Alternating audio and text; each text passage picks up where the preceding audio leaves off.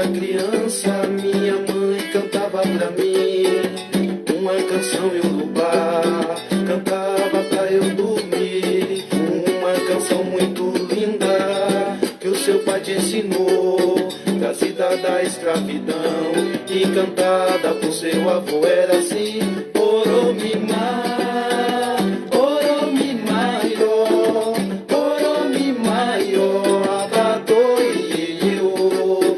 E Oromimá, Oromimaio, Oromimaio, Abadô Iê-Iê-Ô. Essa canção muito antiga, no tempo da escravidão, os negros em sofrimentos cantavam e alegravam o seu coração, presos naquelas senzalas, dançando em Jexá. Aquela canção muito linda, com os versos em Yorubá, era assim: Oromimá, Oromimaio, Oromimaio, Abadô Iê-Iê-Ô. E Oromimá, Oromimaio, Oromimaio, Abadô Iê-Iê-Ô.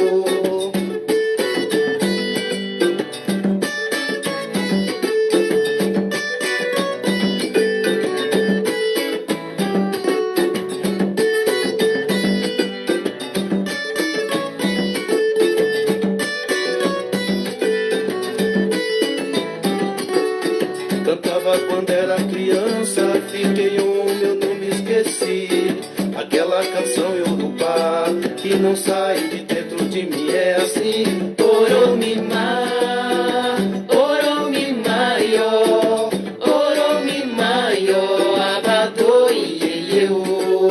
E Oromimá, Oromimaio, Oromimaio, Abadô Iê-Iê-Ô. E Oromimá, Oromimaio, Oromimaio, Abadô Iê-Iê-Ô. E Deus é uma, Deus é o maior, Deus é o maior, me ajudou a vencer. E Deus é uma, Deus é o maior, Deus é o maior, me ajudou a vencer. E Oromimá, Oromimaio, Oromimaio, Abadô Iê-Iê-Ô. E Oromimá, Oromimaio, Oromimaio, Abadô Iê-Iê-Ô. Oh, Abadô Iê-Iê-Ô. Oh, Abadô Iê-Iê-Ô. Oh, Abadô Iê-Iê-Ô. E a gente começa a aula de hoje sobre dois povos fundamentais para entender o que é o Brasil que nós temos, a cultura brasileira. A gente começa a aula falando dos reinos antigos da África, dando continuidade a uma sequência de aulas que investigam a África que nós não conhecemos, ou que conhecemos de forma muito deficitária. Para fazer essa aula, não só a pesquisa na internet, mas alguns livros são fundamentais, como Escravidão, do Laurentino Gomes, o Dicionário da África, do Ney Lopes e José Rivair Macedo. O José Rivair Macedo, um grande professor, que eu tive a maravilha, de oportunidade de ter aula com ele. Escravidão e etnias africanas nas Américas, restaurando elos, da Gwendolyn Midlo Hall. Além disso, o dicionário Escravidão e Liberdade, da Lilia Schwartz e do Carlos Gomes. A gente tem aqui um material muito vasto, para entender a África que chegou para nós através da escravidão. Nós vamos trabalhar com as civilizações Yorubá e Daomé. tá? Elas são civilizações que é primordial a gente entender, que são as observações mais importantes, é que a gente está falando de culturas e civilizações milenares. Elas deixaram muitos vestígios, nem todos escritos. Por isso, para fazer uma reconstituição da trajetória histórica dessas duas civilizações, a gente precisa lançar mão das descobertas arqueológicas nas regiões ocupadas por essas duas civilizações, dos estudos linguísticos, e aí entra o material da Unesco, História da África, que é dividido em 8 volumes, e os 2 primeiros volumes trabalham justamente com os aspectos dessas civilizações africanas, que não só a gente vai encontrar o registro escrito, mas a questão linguística é muito importante, né? Então, tão importante que chega pra gente no Brasil através de uma cantiga, né, iorubá, do período colonial, né, do período da escravidão. A gente lança a mão também dos estudos das mitologias, e para isso o Reginaldo Prandi, com o grande livro das mitologias de matriz africana, é fundamental, é um livro lindo, né? Tá aqui na minha estante, mas eu não peguei ele, porque é complicado achar as coisas todas. Lança a mão também das crenças, que através da oralidade, portanto, da tradição da palavra falada, né, chegam até nós e até os povos europeus que entraram em contato com estes povos, né? Estudos do material cerâmico, objetos de arte, de culto e processos de enterramento e funerais. Né? O enterramento e o funeral é algo muito importante em quase todas as culturas humanas e, portanto, ajuda a gente a entender, né, como é que eles lidavam com a vida pós-mortem. Além disso, a gente precisa entrar em contato com os próprios africanos, que têm produzido muita literatura, muita escrita e muita historiografia sobre eles mesmos. Então a gente precisa entrar em contato com os historiadores, os cientistas sociais, os linguistas e os etnólogos que hoje trabalham com culturas africanas, e eles estão espalhados pelo mundo, não só na África, tá? E quando eu falo de historiadores africanos e linguistas, eu tô falando de gente como o Sheikh Anta Diop, né? Que é um dos primeiros a dizer que os faraós eram negros, né? E parece uma coisa assim tão óbvia, né? E há uns anos atrás, há uns 50, 70 anos atrás, ainda se cogitava que as pirâmides tinham sido construídas por extraterrestres e não por seres humanos organizados negros, né? Então, a gente precisa estar atento, né? Atento e forte, né?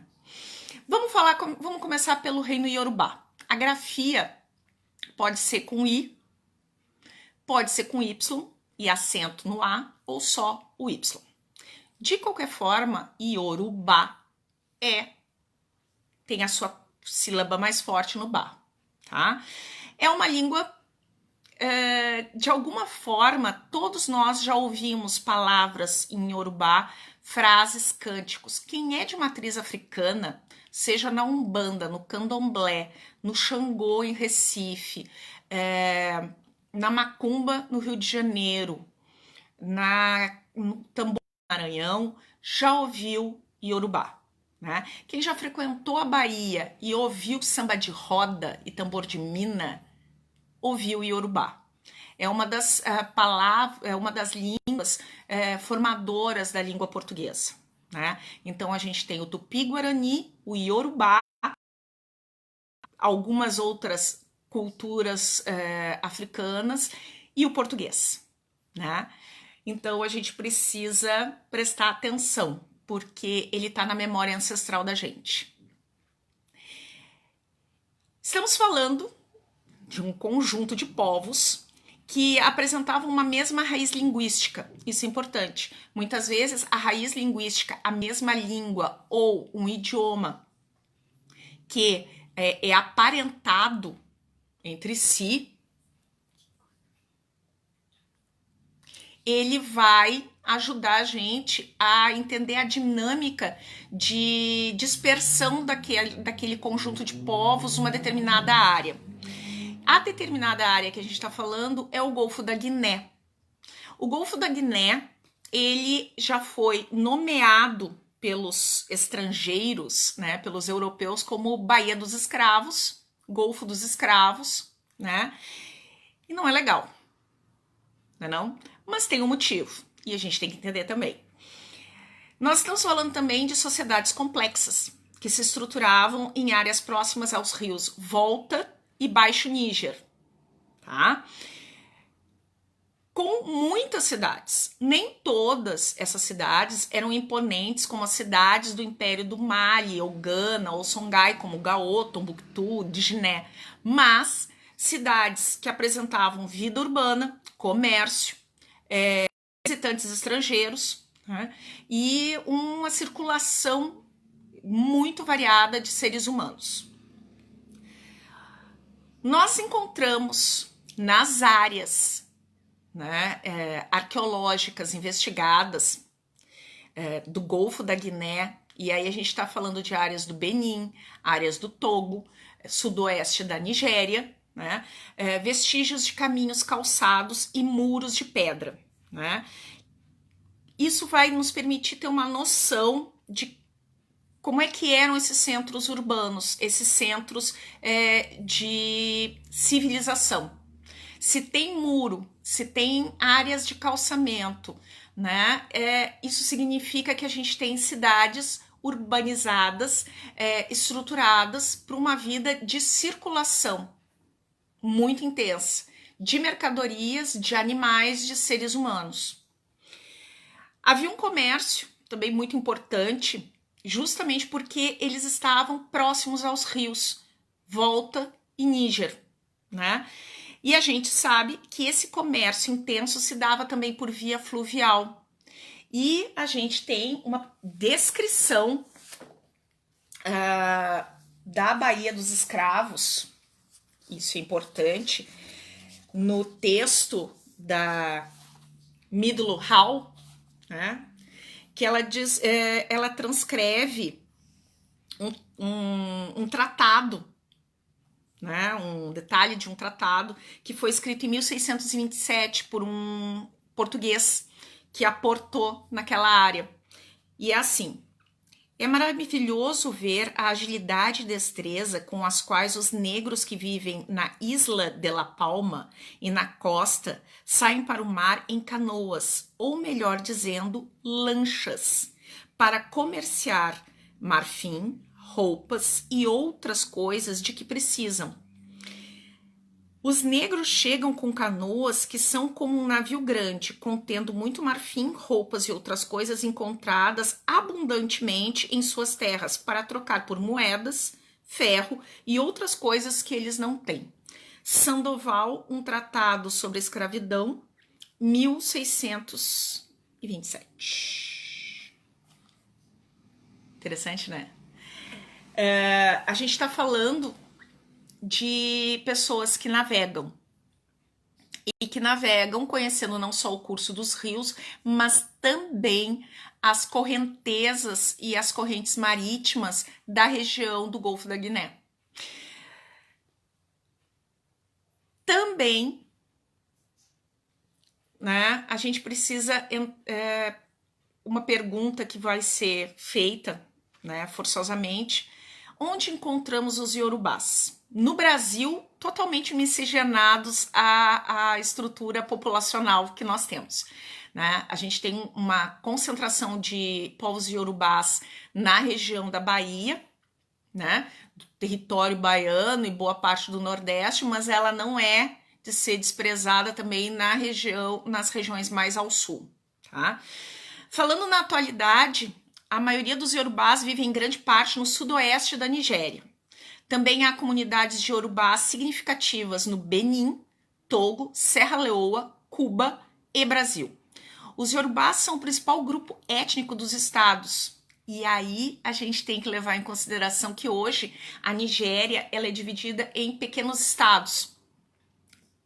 Como forma administrativa, nós temos o país Nigéria dividido em estados e esses estados como províncias, mais ou menos como a gente. Então nós temos os estados nigerianos com maior concentração de iorubás: Ekiti, Quara, Lagos, Ogum, Ongo, Osun, Oxum e Oió. Um número considerável de iorubás vive na República do Benin, ainda podendo ser encontradas pequenas comunidades no campo, na área rural, em Togo, Serra Leoa, Brasil e Cuba. E quando a gente fala de área rural, Brasil e Cuba, a gente está falando de quilombos, de áreas eminentemente conhecidas como áreas quilombolas, né? E que hoje sofrem com uma política de demarcação de terras absolutamente desigual e injusta, tá? A descendência iorubana ou iorubá por toda a América, em função do tráfico de seres humanos desde o século XV até o século XIX. Então, nós temos 4 séculos de escravização de iorubás. O que os relatos míticos, né, e os achados arqueológicos nos contam? Se a gente fizer um cruzamento entre crenças e mitologias e o cruzamento com os achados arqueológicos, a gente tem o seguinte: a principal cidade, né, o principal espaço urbano sério e significativo para os iorubás é a cidade de Ilé-Ifé ou Ilê-Ifé. Ilê significa cidade, tá? Então é a cidade de Ifé, que também é uma cidade sagrada.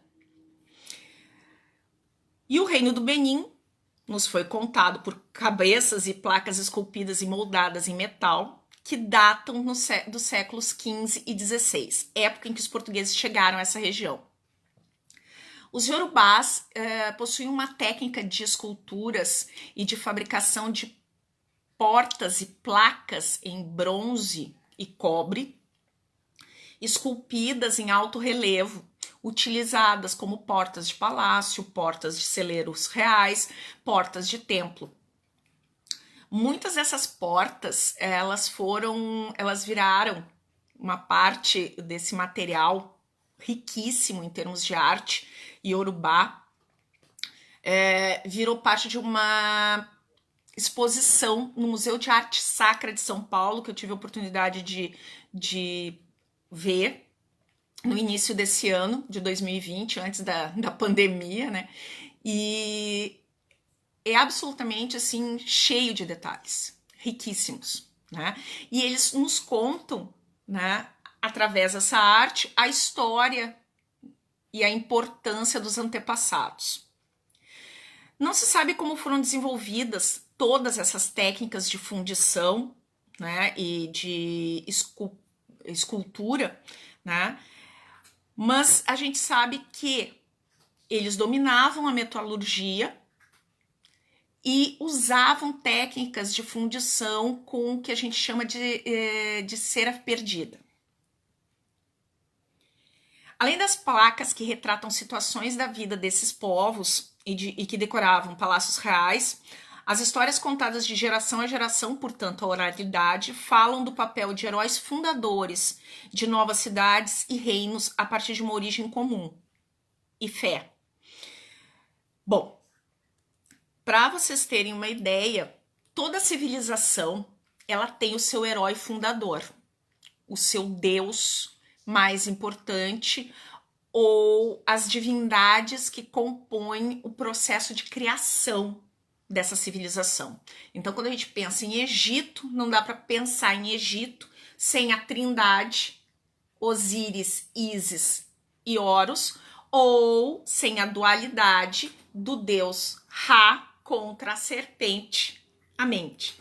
Então, os iorubás também vão ter uma mitologia própria. Alguns vestígios arqueológicos mais importantes da cidade de Ifé, terra dos iorubás e ponto de ligação da zona da floresta com a bacia do Níger, né? Eles nos falam de um herói chamado Ododua. Ele foi o responsável pela prosperidade da cidade de Ifé, cidade que vigorou um sistema político-religioso adotado por outras cidades e reinos dessa mesma área. Nós estamos falando de uma teocracia. Bom, A história conta que Ododua a ele foi dada uma missão. Olorum, o Deus Supremo, deu a ele um saco com terra e disse para Olorum criar o mundo. E o Olorum derrama aquele punhado de terra na dimensão em que ele está, e uma galinha ciscando vai espalhando terra para todos os lados, separando continentes de água. E Ododua vai ajudando, vai organizando e criando animais com a bênção de Olorum. Ododua é um herói mítico fundador e Ifé seria o centro desse mundo. Não estamos falando de Oxalá, a quem coube a tarefa de fazer o homem, através do barro, que Nanã tirou do lodo, tirou do fundo do pântano e entregou para ele. Acredita-se que esse Ododua, descendente, né, divino, tenha vivido entre os séculos 8 e 13. Por que a gente está dizendo isso? Porque há registros escritos de um rei chamado Ododua, que se falava descendente de um primeiro Ododua. Então a gente está falando o que não é uma novidade em história, né? Principalmente em história africana, já que os egípcios também se diziam descendentes, os faraós eram descendentes diretos da Santíssima Trindade tebana, né? Osíris, Ísis.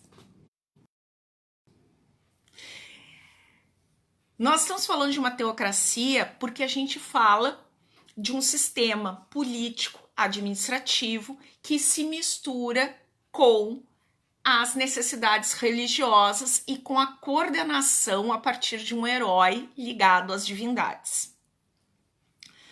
Mas por que essa cidade Ifé é tão importante? Ela era simplesmente o centro religioso mais importante de todo o território iorubá. Todas as grandes cerimônias de agradecimento às colheitas, de fertilidade do solo, de agradecimento das chuvas e das cheias dos rios aconteciam ali. Não só isso, ela era a sede da monarquia, que era uma monarquia divinizada, né, com base nessa descendência do herói unificador.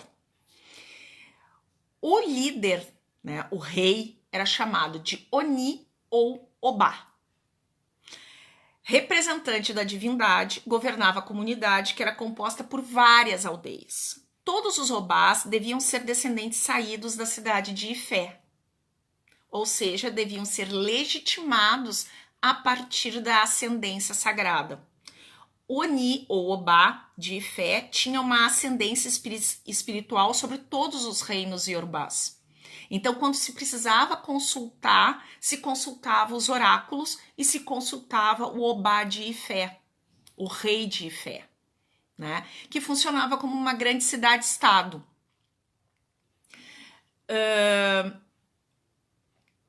Claro que não existe unanimidade. Então, Ifé também sofreu a oposição de uma outra grande cidade iorubá, que também está ligada à tradição mítica.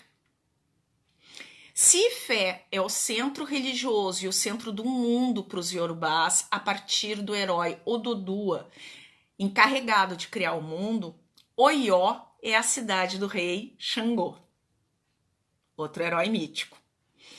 Cada aldeia, mas aí a gente vai chegar lá, cada aldeia tinha um chefe que cuidava de seus membros, mas devia prestar obediência ao Obá de Ifé. Esse tipo de organização foi adotado por iorubás nas regiões do Rio Volta e Níger e entre os povos Edos do Benin. Eles consideraram uma boa organização. Existe o chefe de aldeia com a sua família e a organização da aldeia, das áreas de cultivo, das áreas de pastoreio, de quem produz o quê, muito bem, mas existe uma relação com a cidade sagrada. De tempos em tempos se vai à cidade sagrada, se presta homenagem ao Obá de Ifé, se leva oferendas aos principais deuses, divindades dos templos iorubás, né? E se mantém uma tradição, né? Mas é claro, nem toda tradição é aceita tão bem assim. Ifé, ela era uma cidade que prosperou entre os séculos 11 e 15 da era cristã, né? Ela se desenvolve graças ao comércio com outros reinos africanos. Ela é particularmente famosa pelas esculturas de metal produzidas pelos artesãos, que inclui figuras de olhar sereno, esculpidas com talento que os europeus uma vez consideraram que era o trabalho de uma outra civilização. De novo, a gente tem que lembrar sempre do que é o conceito de eurocentrismo. O que é eurocentrismo? É quando a Europa está no centro do pensamento, no centro do desenvolvimento tecnológico. Quando os europeus chegam na África, é muito difícil para eles acreditarem que a produção artística, a produção dessas cidades urbanizadas, daquelas pirâmides todas no Egito, fossem construções dos próprios africanos. E se vocês estão ouvindo ao fundo, esta é a minha gata referendando tudo que eu digo, né? E aqui em cima tem um gato também. Ah, que delícia. Nada como trabalhar em casa, não é mesmo? Aí ele pulou aqui em cima. Bom, ele pulou o que eu estava fazendo, olha só. O que mais a gente sabe sobre a cidade de Ifé? Ela controlou a floresta tropical a oeste do delta do rio Níger. Ela foi fundada 500 anos antes da era cristã pelo povo Yorubá, um povo da língua Kwa, do sudeste da Nigéria e do Benin, mas que não se desenvolveu até o início do segundo milênio. A cultura de Ifé pode ter sido influenciada ou talvez esteja conectada de alguma maneira com os reinos, um reino específico que é o reino Igbo-Ukwu, que teve seu ápice no século IX da era cristã, do outro lado do rio Níger. Gente, eu tenho 2 gatos se roçando em tudo que eu tô fazendo aqui, então se vocês verem umas caretas que eu faço, vocês não reparem, tá? Muitos de detalhes dessa época estão faltando e ainda tem muito a ser investigado em termos arqueológicos e também escritos sobre essas regiões, tá? O que sabemos é que o reino de Ifé, a cidade de Ifé, ela entra num processo de decadência comercial por volta do século XVI, entre o final do século XV e XVI da era cristã. E não é sem motivo, né? Existia, a gente pega justamente entre o século XV e XVI, mas um pouco antes, talvez um pouco depois, mas é justamente o período que os europeus passam a entrar com força total na África, através do Golfo da Guiné, buscando então arregimentar cativos, né? Conseguir cativos. E a gente tem, né, a região do sudoeste da Nigéria e boa parte do Benin, Togo, Gana, atualmente, né, que hoje são Benin, Togo, Gana, uma área de disputas e literalmente de caça a seres humanos, tá? Ifé também é uma cidade importante porque mesmo no processo de decadência comercial, ela não deixou de ser um centro religioso importante. O Oni ou Obá de Ifé distribuía os símbolos sagrados da realeza. Então, para ser um rei realmente importante e para ser alguém considerado na hierarquia iorubá, em termos sociais e políticos, tinha que fazer algum tipo de reverência ou oferenda na região de Ifé. E um dos elementos da realeza que hoje para nós chegam são os adés, coroas feitas de contas de coral com fios cobrindo o rosto do Oni. Os adés foram um dos principais símbolos de poder disseminados junto com o sistema de monarquia divina. Essa descrição é a descrição das coroas que são usadas no candomblé, fechando o rosto do médium incorporado, né, com as contas caindo sobre ele. Todos os orixás carregam, porque todos os orixás são reis, são elementos da divindade maior. A ideia de uma monarquia divina é extremamente importante para garantir o poder exercido por um líder. A pressuposição de que o Oni é escolhido pelas divindades e serve de intermediário entre elas e a sua comunidade ainda hoje tem a sua sedução. Não se esqueçam que em pleno século XIII até o século XVII da era cristã na Europa, os reis advogavam o direito divino, ou seja, eles eram reis porque Deus os colocava ali e eles eram intermediários da vontade divina no plano concreto, assegurados pelo poder da igreja que os coroava e os benzia.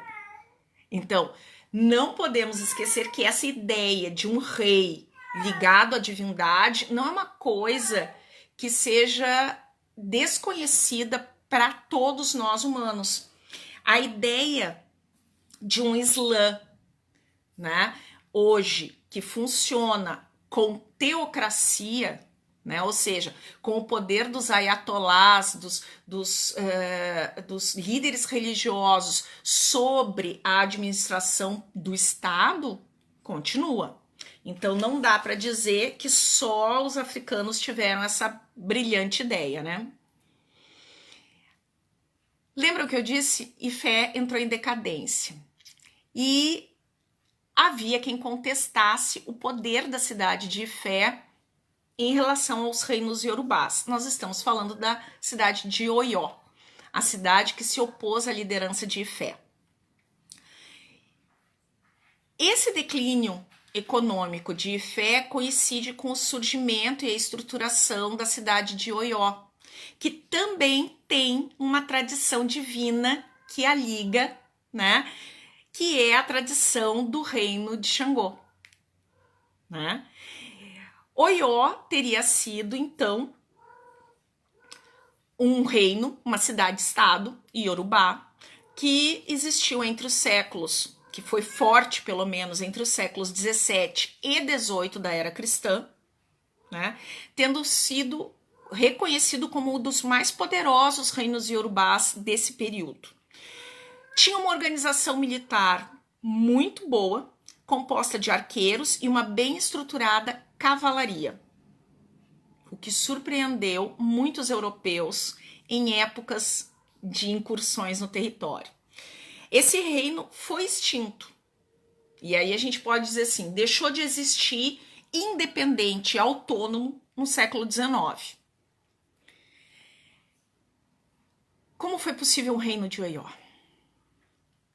A cidade histórica de Oió teria sido fundada no século XIII. Até o século XIV, melhor, século XV, Oió foi apenas uma cidade-estado, né, entre muitas outras. Ela era separada das costas do Golfo da Guiné pela Grande Floresta e localizava-se no centro dos territórios que se convencionou chamarem de Yorubalândia. Hoje, o estado de Oió é um estado, entre muitos outros, da região nigeriana, onde tem a cidade de Oió e outras tantas cidades. Tá? Tornou-se um império por volta do século XV, XVI, e cresceu para se tornar um dos maiores estados do oeste africano, né? Encontrado, claro, pelos exploradores europeus. Expansão territorial, o seu poder abarcava regiões que iam do Vale do Níger até as atuais florestas do Benin. Portanto, um território bastante grande de áreas de cidades-estados que deviam tributos, impostos ao Oió, e esses impostos podiam ser na forma de mercadorias, grãos, comida, peles, marfim, ou na forma de cativos, que eram vendidos a preços bem caros para os europeus. A expansão iorubá rumo ao oeste assumiu importante relevância, tá?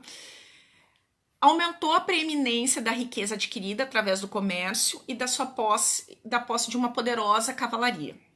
O Império de Oió foi o estado mais importante politicamente na região entre os séculos XVII e o final do XVIII, dominando não só outras monarquias iorubás, que nos dias atuais seriam referentes a áreas da Nigéria, Benin e Togo, mas também monarquias africanas, como as do reino Fon do Dahomey, ou Dahomey, localizado no que hoje é a República do Benin. Então, o estado, a cidade-estado de Oió virou um reino com altas muralhas, com uma estrutura administrativa muito centrada na força militar, né? E eles chegam a dominar áreas do reino Fon no Dahomey, né? Dominar significa não só colocar cavalaria, colocar um exército, cobrar tributos, mas mandar gente para morar lá. Fundar áreas de ocupação dessa cidade-estado original. O poderio de Oió devia-se em grande parte pela força militar. Nós vamos encontrar dentro de Oió uma aristocracia guerreira, que possuía o monopólio das armas e da cavalaria, portanto, ter um cavalo, ter armas, era um status de nobreza, e aí outra semelhança com a Europa medieval, né, da importância dos cavaleiros dentro da hierarquia social e política medieval em quase todos os reinos europeus. No apogeu do reino, ela se dedicava principalmente à caça de cativos. E quando a gente está falando caça, está falando justamente isso. Fazer guerra, ocupar outras áreas e retirar dessas áreas reféns. Então, não era incomum sitiarem outras cidades-estados e, em troca da liberação do sítio, levar alguns cativos. O poder iorubá na cidade de Oió se encontrava nas mãos do Alafim, que tinha sua autoridade restringida por um conselho, Ogboni, de dignatários, Oiomice. Ou seja, existia o Alafim, o soberano na cidade, o grande administrador, mas existia um conselho de dignatários que eram pessoas enviadas de várias cidades-estados, dominadas ou sob influência de Oió, para ajudar a governar. Não era um governo absoluto. O Ogboni, que era esse conselho, votava a guerra e a paz. Supervisionava a justiça, o comércio, grandes obras como canais de irrigação, construção de estradas, elegia ou destituía o Alafim. E neste caso de destituição, o Alafim era obrigado a se suicidar. Então, o conselho tinha um poder significativamente maior do que o poder de um único homem. Ainda que a cidade tivesse a origem divina, a origem no herói mítico fundador Xangô. Bom, vamos lá. O segundo príncipe do reino de Iorubá de Ilé-Ifé, também conhecida como Ifé, Oraniã, ou Miam, fez um acordo com seu irmão de lançar uma incursão punitiva sobre seus vizinhos do norte por insultar o seu pai, o Obá Ododuá. O primeiro Ifé. No caminho para a batalha, os irmãos brigaram e o exército foi dividido. A tropa de Oraniã não era suficientemente grande para fazer um ataque com êxito, então eles vagaram a costa sul até chegar à cidade de Bussa. Foi lá que o chefe local o recepcionou e lhe forneceu de presente uma grande serpente com um encanto mágico, amarrado à sua garganta. O chefe orientou Oraniã para acompanhar a cobra até que ela pare em algum lugar por 7 dias e desapareça no solo.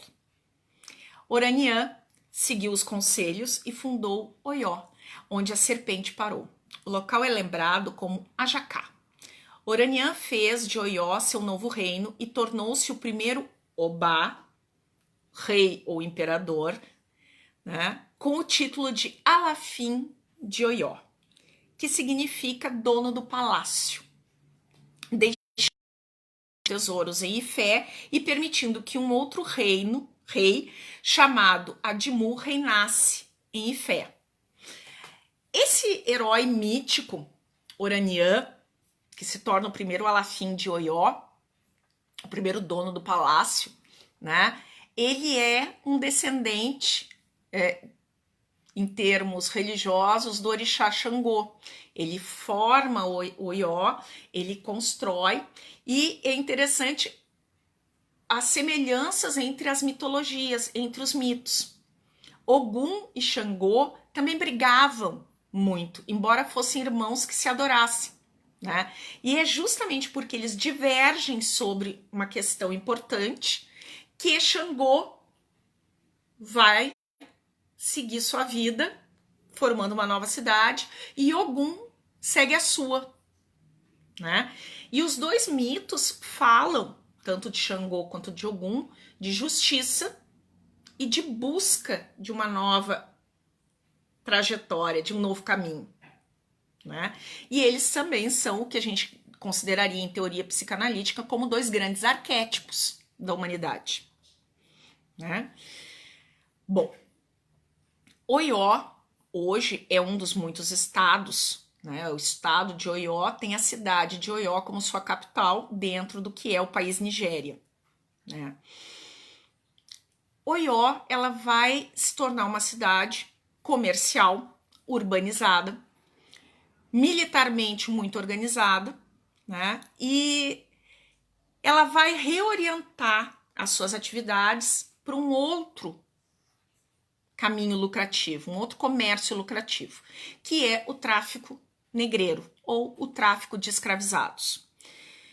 As atividades agrícolas e artesanais, elas vão ter menos importância, vamos dizer assim, vão sofrer com isso dentro da estrutura administrativa e econômica da cidade de Oió. A aristocracia militar, ela vai organizar um exército profissional, isso é importante, né? Todo grande reino que se preze em qualquer lugar do mundo organiza um exército profissional e organiza fronteiras. E os conflitos começam a surgir entre os poderes, também entre camponeses e aristocracia, porque a aristocracia é guerreira, a aristocracia tem acesso às armas, à cavalaria e, é óbvio, não trabalha na terra. Quem trabalha na terra são os camponeses. E é óbvio também que isso vai gerar problemas, né, conflitos internos. Na segunda metade do século XVIII, a gente vai da região de tráfico de escravizados, né, a partir do atual Benin, né? E Oió vai começar a perder também a sua posição. É aí que entram as guerras com o reino de Daomei ou Daomé. O revigorado Império de Oió começou incursões em direção ao sul, né, por volta de 1682. Até o final da sua expansão militar, as fronteiras de Oió atingiram aproximadamente 200 milhas para o litoral sudoeste da sua capital. Isso significa que chegaram ao mar, né, a áreas portuárias muito importantes, e 200 milhas não é pouca coisa. Até então, não havia uma oposição muito séria ou muito forte ao avanço desse exército vindo de Oió, né? E Benin, né, até o século XVIII, é um território praticamente dominado por Oió. Em 1728, portanto já no século XVIII, no início dele, o Império de Oió invadiu o reino em uma grande e amarga campanha. Por que a gente diz isso? Porque toda campanha militar requer alimento para as tropas, requer armamentos renovados, requer animais, principalmente na cavalaria, descansados e prontos. Então, reposição desses cavalos, desses animais. De algum lugar tem que vir os recursos de alimento, armas, roupas e estruturas de cerco, né? E é óbvio que estruturas de cerco não se fazem sem derrubar algumas árvores, né? E aí a gente tem desequilíbrio ecológico. A força que invadiu Dahomey foi inteiramente composta pela cavalaria, os top, né? O Dahomey não possuía cavalaria, mas possuía armas de fogo. E de onde é que vinham essas armas de fogo se na África não se produzia armas de fogo? Vinha justamente dos europeus que comercializavam com o Dahomey. E o Dahomey passou a usar essas armas de fogo com muita destreza. Armas de fogo contra uma cavalaria ainda tem o seu valor. O exército do Dahomey também construiu fortificações como trincheiras, que forçaram o exército de Oió a lutar com a infantaria, ou seja, sem os cavalos e sem o domínio. A gente sabe que o uso da cavalaria ela dá para um cerco militar uma certa vantagem, mas o uso das trincheiras e das armas de fogo faz necessário que os homens avancem no corpo a corpo, né? A batalha mais significativa, né, durou 4 dias e os Yorubás foram consequentemente vitoriosos, né, depois que os esforços chegaram. O Dahomey foi obrigado a pagar um tributo para o Oió depois da vitória, né? Não seria o combate final. Os Yorubás invadiram o Dahomey um total de 7 vezes antes de que a pequena monarquia fosse totalmente subjugada em 1748. Então, um exército bem treinado, já organizado, uma cavalaria bem treinada, o uso de táticas de cerco, tudo isso eram vantagens para Oió. Mas, depois de 7 tentativas de invasão ao Dahomey, e deles recebendo reforços europeus, a coisa muda e se inverte o poder na região. O que a gente pode dizer da arte iorubá sobre essas batalhas? Muitas portas de palácio, muitas portas de celeiro, de templo, retrataram essas batalhas, né? Essas batalhas todas de Oió contra Dahomey, de Fé em relação a outras cidades, e a gente sabe que, como bom historiador, quem conta a sua história nunca se coloca como perdedor, né? Mas a gente sabe também que a arte ela pode nos revelar também uma ideia do que esses povos tinham sobre deuses, Deus, a própria organização social e a importância da figura humana, né? Então, fazendo um parênteses, né, entre Oió e Fé e as guerras com Dahomey, a gente tem a arte, né, como um elemento que nunca parou de existir. Arte em bronze e terracota, que é um tipo de argila específica. Os iorubás se especializaram na produção de cabeças de bronze e terracota. Cabeças que vinham provavelmente num conjunto, mas que chegam até nós somente as cabeças ou parte né? E eram feitas com uma riqueza de detalhes muito impressionante. Feições, olhos, boca, nariz, pleno domínio da figura humana. Tanto quanto gregos, romanos, né, e outros tantos povos europeus tiveram. Técnicas de fundição e modelagem, ao que tudo indica, foram fruto da troca cultural entre a cultura iorubá e a cultura nok, também oriunda da Nigéria. Nós vamos encontrar em sítios arqueológicos esculturas de variados tamanhos, além de placas comemorativas em bronze e as famosas portas de celeiro. Nós temos um achado arqueológico na cidade de Ilé-Ifé muito importante. São esculturas naturalistas de metal em tamanho real, pelas quais Ifé hoje em dia é mais conhecida.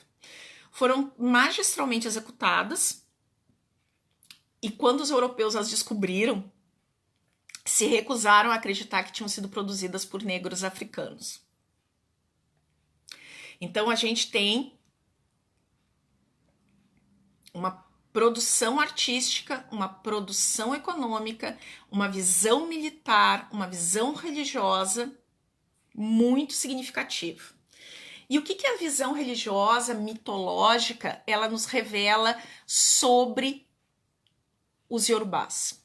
Primeiro, eles acreditavam num Deus todo-poderoso que dividia o seu poder entre outras divindades, chamadas de orixás, que faziam o intercâmbio com os humanos. Tá?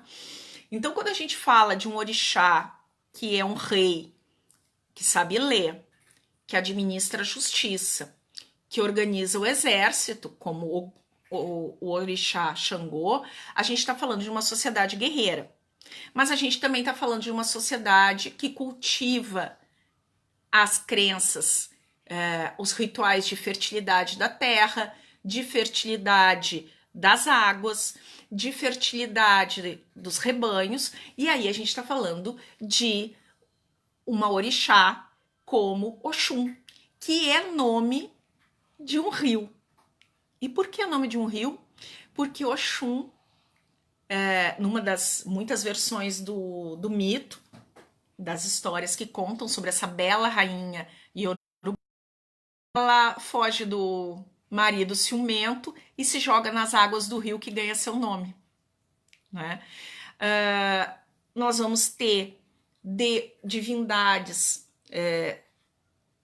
fortes e criadoras o suficiente para reger os mares, porque é um povo que usa do mar, né, da pesca e da navegação em mar aberto. Então a gente vai ter o mito de uma deusa como Iemanjá.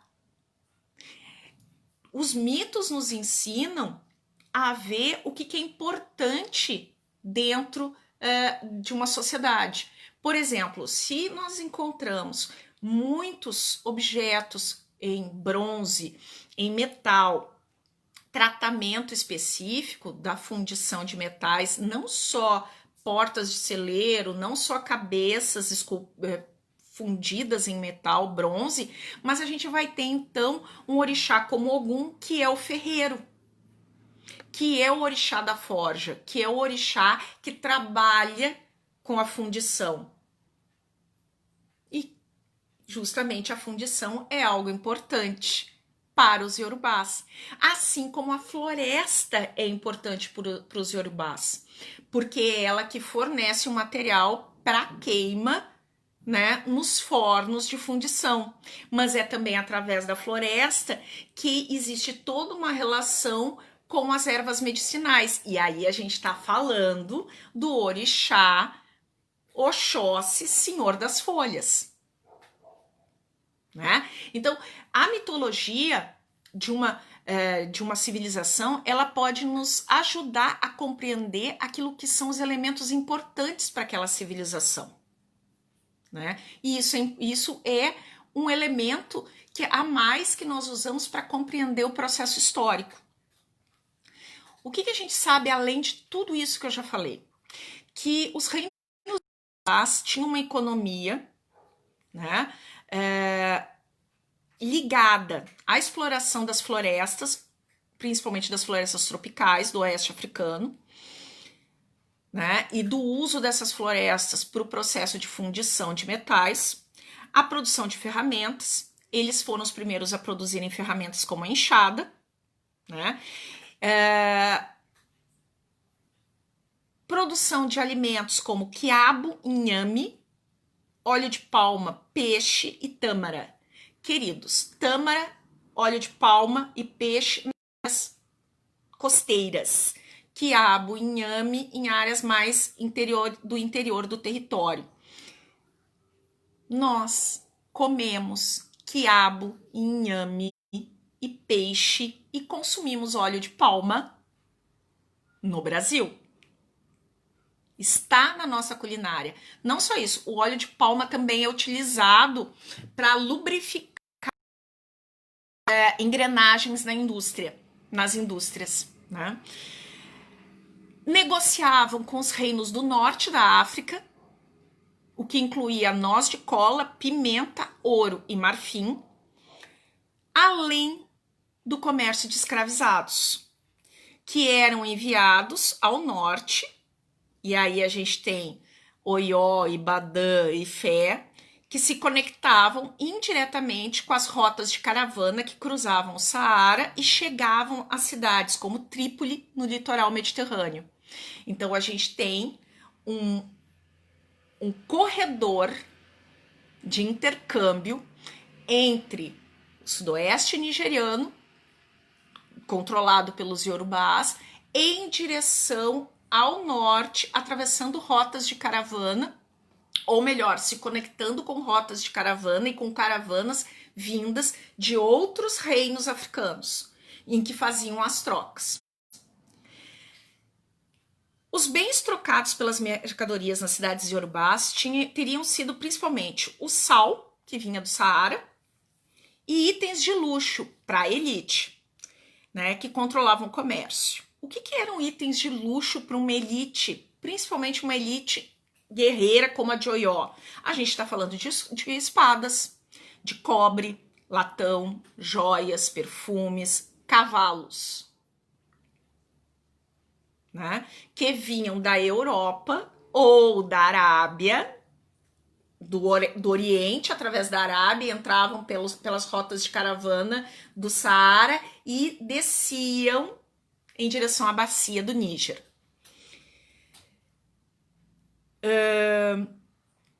Todos os orixás na mitologia dos iorubás comem quiabo, inhame, óleo de palma, peixe e o vinho de palma, que é um vinho doce, é um vinho bem adocicado. A gente está falando também de uma sociedade em que a gente tem a mescla bem marcada da vida urbana e da vida agrária. Uma não vive sem a outra. A vida urbana como um espaço de controle, administração, de comércio, e a vida agrária como um espaço de produção. Nós tínhamos para as cidades iorubás áreas de praças públicas, né, com palácios ou mercados e oficinas de fundição ou áreas de culto e áreas para comércio muito próximos, né, organizados a partir de uma grande área central que irradiava, né, ruas pavimentadas, né, cidades muradas. Por que uma cidade constrói muros? Para se proteger. E o que ela põe no alto dos muros? Sentinelas. E uma cidade murada tem uma entrada e uma saída. Ou duas entradas e uma saída, para garantir a proteção. Então a gente está falando de uma civilização que não só pensou a vida urbana, mas pensou também a segurança dessa vida urbana, né? Algumas ruas da cidade de Ifé eram pavimentadas com azulejos de terracota, mais resistentes às chuvas, e similarmente com pequenas peças de cerâmica e pedras de quartzo para criar desenhos geométricos. Tudo isso descobertos em achados arqueológicos. Alguns pátios tinham altares que consistiam numa estrutura semicircular com o pescoço de um vaso de cerâmica colocado dentro dele. A maioria das residências, infelizmente, as residências onde as pessoas viviam eram de argila, e essas há muito tempo pereceram. Porém, as pistas para o seu aspecto decorativo são os vários achados de pequenos discos de cerâmica que eram fixados nos interiores para criarem o efeito de mosaico. Mesmo sendo feitas de argila ou de uma estrutura de barro cozido mais frágil, elas tinham decorações com mosaicos no interior e fora, o que mostra um cuidado e uma ideia de beleza dos edifícios, dos espaços que iam ser habitados e vistos, né, cotidianamente. E aí entra, com a decadência dos reinos de Ifé e de Oió, o reino de Daomé, conhecido como o reino da serpente. Lembra da lenda do reino africano que deu uma serpente para Oraniã fundar o Oió? Pois é, a lenda do herói fundador de Oió fala do seu encontro com um reino que adorava uma serpente encantada. O reino de Daomé era um reino africano situado onde agora é o Benin. O reino foi fundado no século XVII e durou até o final do século XIX, quando foi conquistado por tropas senegalesas, né, enviadas pela França e incorporado às colônias francesas da África Ocidental. Portanto, hoje, Benin fala francês, né, mas o Benin já foi o Daomé. O Daomé fazia fronteira com os reinos de Oió, com os reinos, e ele se conectava por rotas de comércio via os principais rios, Volta e Níger, né, com outras áreas do norte. Né? E ele está situado, originalmente, no Golfo da Guiné, na Costa dos Escravos. O que a gente sabe? Né? Quais são os grupos étnicos do Daomé? O grupo Fon, Mina, Adja ou Ajá, Nagô, Marri, Bariba, Dende, Haussá e Fulani ou Fubi. Esses grupos étnicos, eles conviviam dentro do reino do Daomé. E isso é possível se vocês pensarem que existia uma língua franca, ou seja, dominada por todos, então um dialeto, um idioma, uma linguagem que todos acessavam, além das línguas. Nós vamos encontrar outros nomes para o reino de Daomé: Abomey, Daomey ou Benin. A história do Daomé é a história que também está registrada através de crônicas, né, de relatos de viajantes, mas de relatos dos próprios daomeanos. As origens do Daomé podem ser traçadas a partir de um grupo Adjá, do reino costeiro de Aladá, que se deslocou para o norte e estabeleceu-se entre os povos Fon do interior. Por volta de 1650, os Adjá conseguiram dominar os Fons e, agora se preparem para o nome do próximo rei, o Egbajá se declarou rei de um território comum, tendo estabelecido sua capital como Agbome ou Abomey. O Egbajá e seus sucessores conseguiram estabelecer um estado altamente centralizado com base no culto da realeza estruturado em sacrifícios, incluindo sacrifícios humanos, aos antepassados do monarca. De novo, a gente vai ver a figura política, né, de um rei que tem a sua dinastia e a sua governança, toda ela baseada na sua relação com o antepassado mítico, heróico, né, fundador terra era propriedade do rei, toda a terra do reino. E ele recebia, através de impostos, as colheitas. Então, ele recebia os impostos na forma de mercadorias específicas, né? As colheitas que eram feitas, uma parte tinha que vir das aldeias para os celeiros reais. Daomé se expandiu à custa de guerras e escravização em massa. Não vamos nos iludir, né? Economicamente, entretanto, o Egbajá e seus sucessores lucraram principalmente com o tráfico de escravizados e as relações com os escravistas que estavam estabelecidos na costa, né? Nas feitorias que os europeus estabeleciam. O que eram as feitorias que os europeus estabeleciam?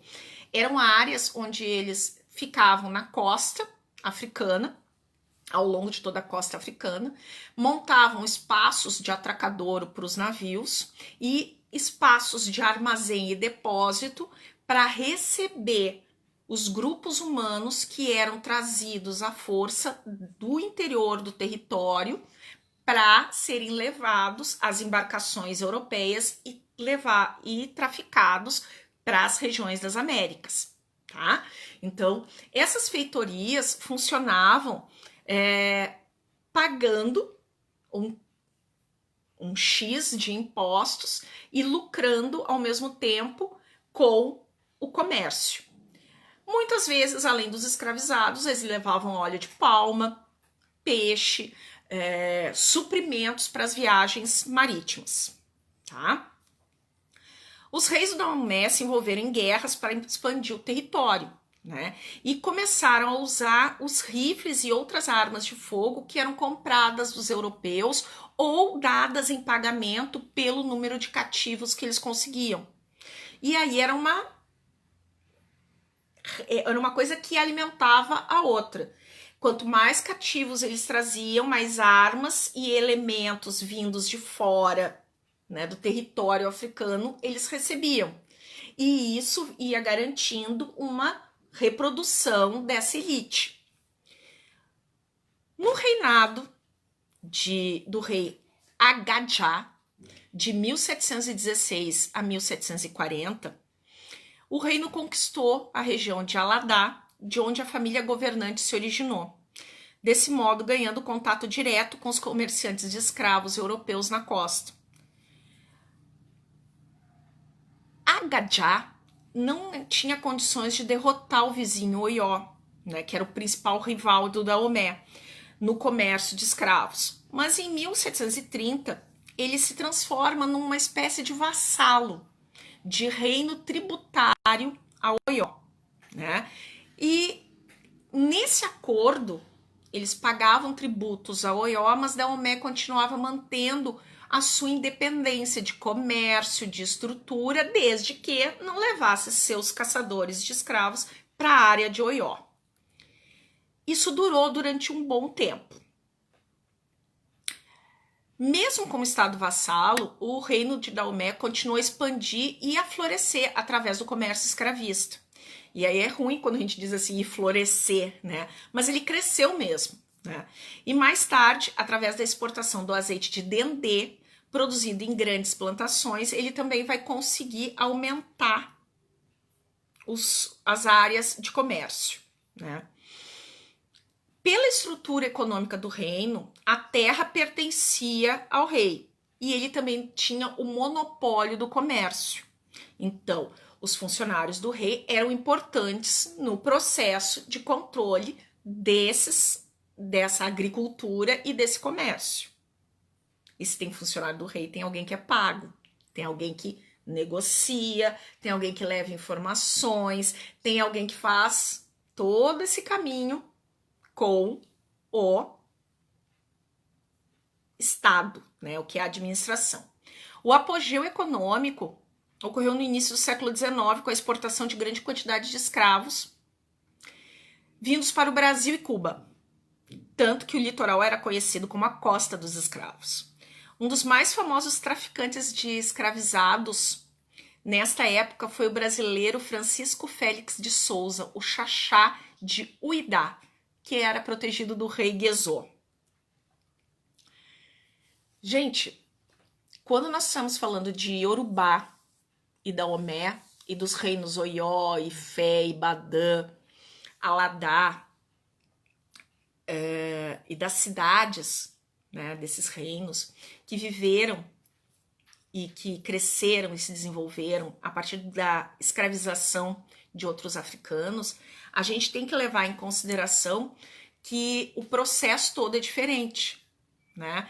A escravidão, ela não era desconhecida para os povos africanos, mas ela não tinha a mesma característica que a escravização moderna, cristã, europeia vai ter,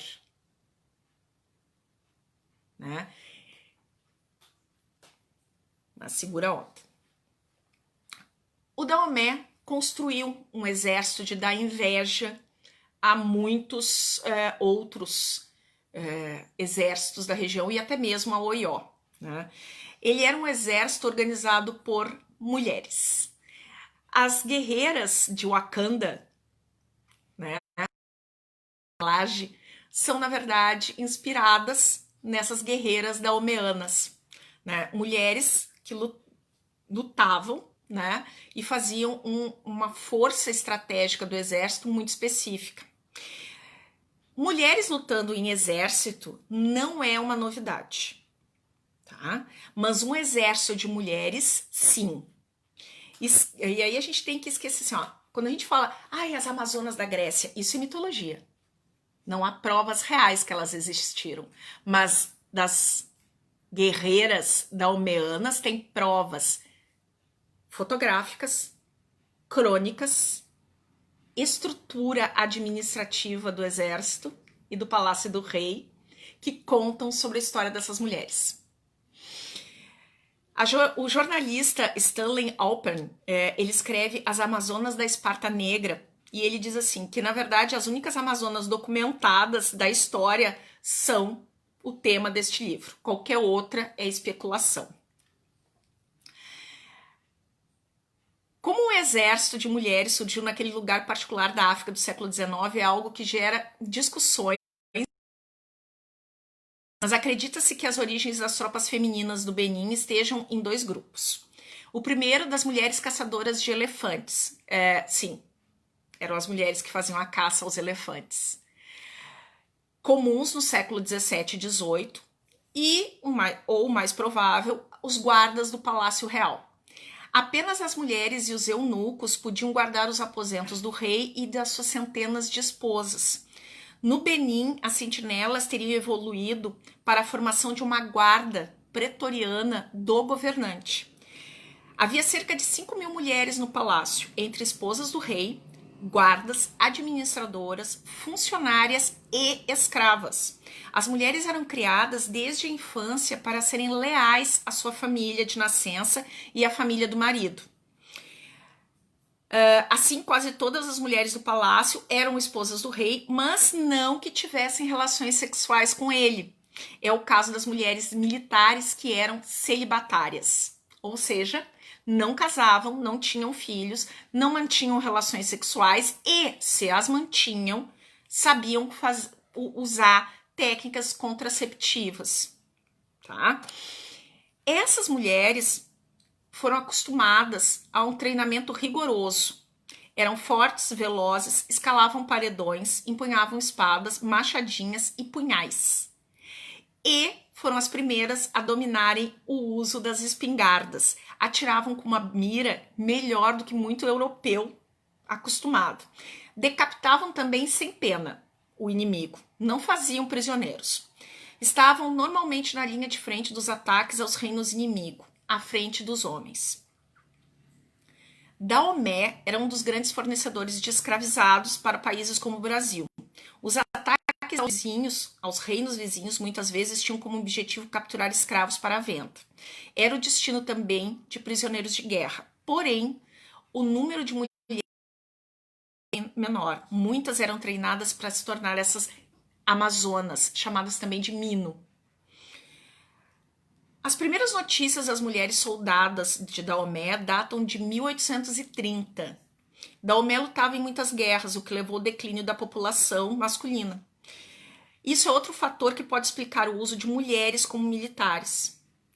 A última vez que elas entraram em um campo de batalha foi em 1894, quando a França venceu a Segunda Guerra Franco-Daomeana e subjugou o reino africano. O colonialismo fez com que as mulheres africanas se encolhessem, perdessem a força e passassem a se casar para ser sustentada pelos os maridos, conta a historiadora Edna Bain. Gente, as mulheres, não só iorubás e daomeanas, tiveram... as mulheres africanas como um todo sempre tiveram um papel fundamental na organização das suas comunidades e dos seus reinos, né? E um papel fundamental significa auxiliar nas decisões, auxiliar na organização, auxiliar no processo de defesa, manter a agricultura funcionando. Então, quando a gente pensa em daomeanas lutando lado a lado com parceiros homens e exercendo um poder, né, de decisão e de estratégia militar, a gente tem que pensar que isso não era incomum na maioria dos reinos africanos, né? Isso é incomum dentro das sociedades europeias.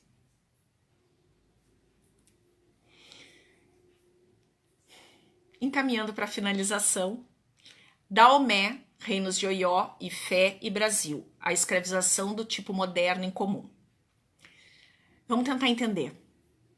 A escravização na África, a escravidão, existia, mas ela era do tipo doméstica ou patriarcal. Tá? O que significa isso? Se tornava escravo alguém que cometia o crime de roubo, assassinato, ou o que a gente conhece hoje como o abigeato, o roubo de gado.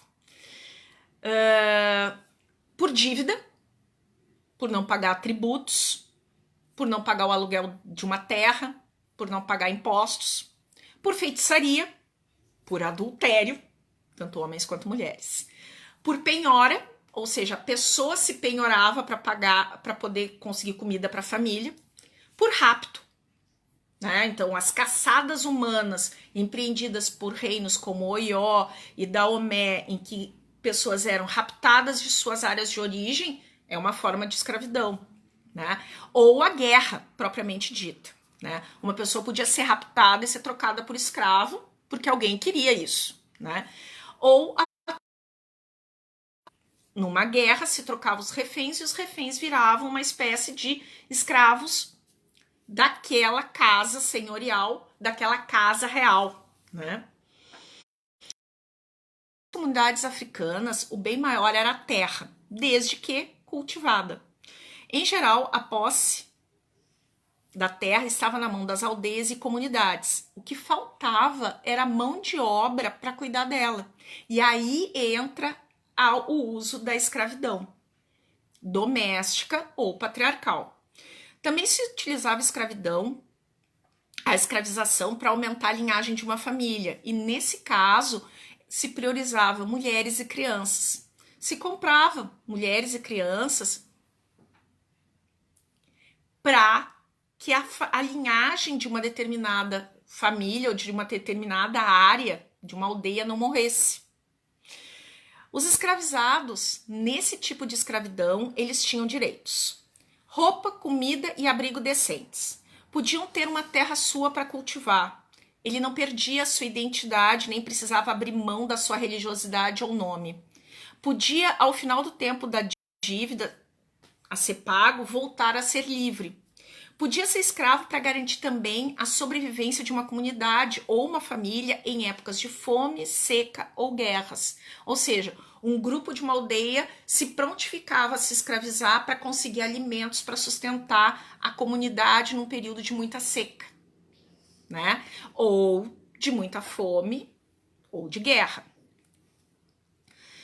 Os reinos maiores podiam usar os escravizados em obras públicas, como canais de irrigação, aberturas de estrada, construção de templos, palácios, túmulos, no funcionalismo público, coletando impostos, fazendo papel de correios, de cargueiros, de escribas, até como soldados, uma opção que se dava à morte pura e simples, no meio de uma batalha. Isso é muito diferente da escravização do tipo comercial cristã europeia que se estabeleceu para o continente africano, tá? No ano de 1810, o rei Adandozan do Daomé enviou vários presentes a Dom João, príncipe regente de Portugal, que na ocasião vivia com a família real no Brasil. Eram objetos de seu uso pessoal, alguns deles de uso restrito do rei e dignatários do reino. Sabendo da assinatura do Tratado de Aliança e Amizade entre o Brasil e a Inglaterra, que em 1810 estabeleceu o fim gradual do tráfico de escravos, a embaixada do Daomé tentava negociar com Dom João privilégios para o comércio de escravizados com o Brasil. Na época, o reino de Daomé fazia guerra contra povos vizinhos e assim obtinha muitos prisioneiros, tendo se tornado um dos maiores exportadores de escravizados para as Américas. Então percebam, a escravização do tipo comercial cristão europeia dos séculos XV ao XIX, ela vai promover uma mudança na forma de administração dos reinos e na forma de obtenção de recursos dos reinos africanos. E os reinos da costa, né, que viram na escravidão uma forma de lucro, vão lançar mão dela. Em 1715, um viajante francês comentou que Salvador parecia uma nova Guiné, devido à diversidade de origem de escravizados. Malgrado essa diversidade, Salvador guardava uma alta concentração de africanos escravizados que compartilhavam origens similares. Estes escravizados vinham principalmente do Golfo do Benin, a segunda maior região escravista na África. Cerca de 26,2% dos navios que traficaram em Uidá entre 1727 e 1863 tiveram Salvador como seu porto de origem. E 31,1% das embarcações em Porto Novo também originaram-se da Bahia entre 1760 e 1855. Ou seja, havia um comércio intenso entre Bahia e região do Golfo do Benin, ou a região do Daomé. E essas cidades portuárias de Daomé recebiam produtos que vinham do Brasil para lá. Carne seca, açúcar, cacau, tecidos, cestarias, peixes salgados, peixes que só existiam nessa região. Então, e mandavam para cá seres humanos escravizados. No início do século XIX, o poder de Oió realmente começou a cair e as cidades ficaram independentes do poder do Alafim, e o reino deixou de existir. Enquanto o reino decaía, os territórios iorubás passaram a ser cobiçados. Passaram de desapiedados caçadores de cativos para fornecedores de cativos. Eu não sei se vocês conhecem o ditado de quem mata pela espada, morre pela espada. Basicamente, aquilo que você faz, retorna para ti, né? Nessa época, se registra uma grande entrada de iorubás no Brasil, fins do século XVIII e início do XIX. Efetivamente, os Emirados sudano-nigerianos, surgidos com a ofensiva muçulmana, pressionavam os territórios centrais do estado de Oió. Então, havia uma pressão muçulmana na região que descia pelo Egito, né, e atravessava o território sudanês e atravessava o território nigeriano, né? E é óbvio, Oió não pôde fazer frente, né? E aí a gente vai ver que estados escravizadores ocidentais vão se aproveitar disso, né? E vão cair sobre diversos povos da região, como os Egba, Egbabô, Sabe, Equeto, entre outros, que foram escravizados e embarcados para a América. nos portos de Uidá, Cotonou, entre outros. Os primeiros iorubás que chegam ao Brasil eram de origem das províncias ocidentais, mais distantes, no sul e no centro do atual Benin. Pertenciam fundamentalmente ao grupo Nagô ou Nagonu. Estes povos se teriam estabelecido no atual Benin por volta do século XVI. O povo Fon costumava designar por Nagôs estes e todos os povos iorubás, né? A administração francesa e, através dela, as portuguesas persistiram nesse tipo de designação, mas ela é incorreta. Devido a isso, os iorubás chegados no Brasil foram conhecidos entre os séculos XVIII e XIX. Né? Gente, essa é a nossa história. Ela não é bonita, ela é cruel, ela é sangrenta, ela é mercadológica, ela não é de se orgulhar. Mas ela também nos ensina que a gente não precisa ser escravo desse passado, no sentido de que a gente precisa continuar sofrendo, mas a gente pode usar esse conhecimento para entender que o que nós temos hoje no Brasil é um país que está profundamente marcado pelo racismo com base nessa trajetória. Então a gente precisa fazer alguma coisa. A gente precisa agir de uma outra forma. A gente precisa mudar posturas, mudar comportamentos. E eu quero que vocês repensem essa aula como um espaço da gente tentar entender quem nós somos. Quais são as contradições que nós carregamos como povo e como herança desse passado milenar. E eu espero que vocês tenham gostado da aula de hoje, que eu tenha conseguido dar o meu recado e que vocês estejam bem, todos vocês. Se cuidem, se protejam, fiquem em casa se for possível. Se não for, se vocês têm que ir trabalhar, se protejam. Um beijo no coração de vocês.